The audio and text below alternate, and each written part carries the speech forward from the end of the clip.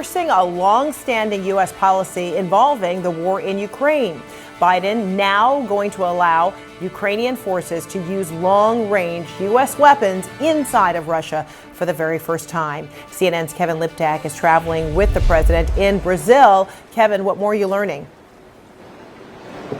Yeah, this is a major change in American policy, and it comes at a critical point in the war in Ukraine as Russian forces mass in the city and around the city of Kursk as they prepare for an offensive there, and as North Korea has sent thousands of its troops to fight alongside Russia in that conflict. President Biden making this decision to allow Ukraine to fire the American ATACMS missiles inside Russia for the first time. And this had been the subject of a long-running debate inside the American government about the wisdom of allowing Ukraine this new capability. There were officials who were concerned about the risk of escalation in this war. That's something that President Biden has been concerned about throughout the conflict. You also heard officials worry about the stockpiles of ATACMS. These are not resources in endless supply. At the end of the day, the addition of the North Korean troops to this conflict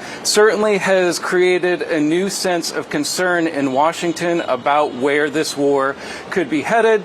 It's a subject of conversation that President Biden has had throughout his trip this week in South America. He discussed it earlier in Lima, Peru, with the leaders of Japan and South Korea. He also discussed it yesterday with the Chinese President Xi Jinping, trying to apply pressure on Beijing, to apply pressure on its largest, or on North Korea, which is China's largest trading partner, to try and convince Kim Jong-un that this was a mistake and that it could put his own troops at risk. But now this decision, I think, certainly for American officials, they do hope that it could help turn the tide in this conflict, but also send a signal to countries like North Korea that it sends its troops into this war at their own peril. Frederica. All right, Kevin Liptak, let us know when you know more. Thank you so much. Joining me right now is CNN military analyst Colonel Cedric Leighton. Colonel, great to see you. So first off, explain what these missiles are all about, this Army Tactical Missile System, or sometimes referred to as ATACMS. Talk to me about what they are, their capability, and why this is a potential turning point. Yeah, Frederica, the MGM-140A ATACMS, as you mentioned, the Army Tactical Missile System, has a range of around 180 to 190 miles. And what it can do is it can attack things like ammunition depots, troop concentrations, logistical centers, all of those kinds of things that could resupply a front line. So what the purpose of this is, from the Biden administration standpoint, is to actually make it possible for the Ukrainians to prevent the Russians and the North Koreans from attacking the Ukrainian concentrations in Kursk, which is the territory of Russia that Ukraine has occupied since August. So these missiles are designed to go in and to take out those kinds of things like those logistics installations that I described. And they're designed to do this in a very efficient, very lethal manner. And it's one of the most lethal weapons that the U.S. has in its arsenal. And if the Ukrainians can use it the same way that the U.S. would use it in a similar situation, then it could very much change the way in which the war is being fought right now. So would there be conditions attached? Might the U.S. have said, okay, we give the green light to use these, but they do have to be logistical locations, like you just mentioned, logistical Russian, targets. Would there be any further guidance from the U.S. on how and what the conditions are in which to use these? Yeah, I'm certain there is further guidance from the Biden administration to the Ukrainians on this. What they will probably say is that you can only attack those installations that are supplying the war effort against you in Ukraine or in Kursk in this particular instance. So the idea would be, Frederica, that they would go in and they would give them a list of targets that they can hit. The Ukrainians would perhaps provide a list of targets that they would like to hit, and then they would say, yes, you can use these weapons to hit those targets, or no, you can't hit those targets. One thing that would definitely be off the list would be nuclear installations or anything that would affect the strategic warfighting capability of Russia. That would most likely be off the list at this point in time.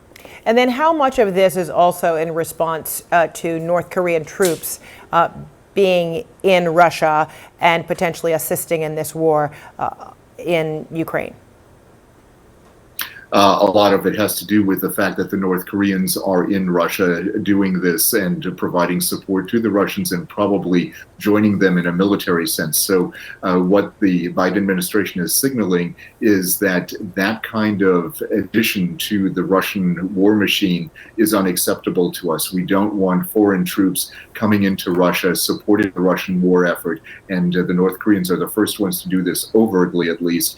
And the signal to the North Koreans, as well as the Chinese, is not to support the Russian war effort, at least not that overtly.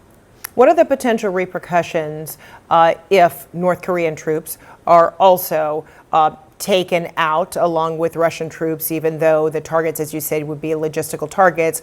Consequently, there might be also personnel might be involved or taken out. What would be the potential consequences here?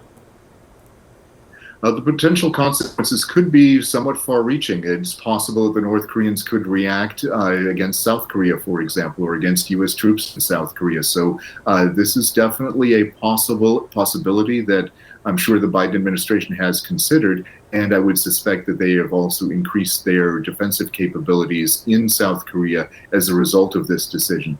So that's the kind of thing that could happen. It's also true that the Russians will probably try to respond one way or another. They may not do so in a direct way, one that we would notice right away. It could be a cyber attack, it could be sabotage.